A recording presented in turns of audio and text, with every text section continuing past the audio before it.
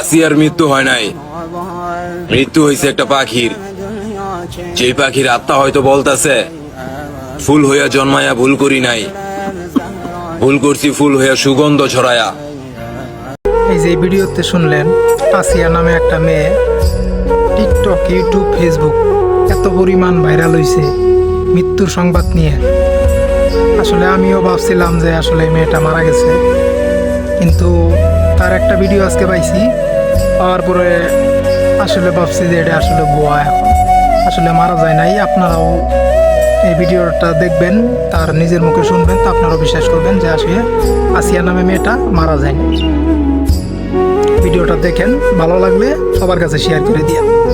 একটা রাশিয়া নামে একটা মেয়ে বাংলাদেশের মারা গিয়েছে। তো ওই মেয়েটা মারা গিয়েছে, তো আমার ছবি কেন লাগাইছে ওখানে আমি সেটা বুঝতে পারছি না। তো আমি কিন্তু বাংলাদেশের না, তোমরা অনেকেই ভাবো আমি বাংলাদেশের, তো আমি কিন্তু বাংলাদেশের না, আমি কিন্তু ইন্ডিয়া থেকে বলছি। তো যারা যারা আমাকে মানে বাংলাদেশের ভাবো, কিন্তু আমি বাংলাদেশের না। আর আমি কোনো মারা টারা যাইনি, ওই মেয়েটা কীভাবে মারা গেছে সেটাও আমি জানি না। তো অনেকেই ভিডিওটা আমাকে পাঠিয়েছে আমার আত্মীয়গুলো, তো সে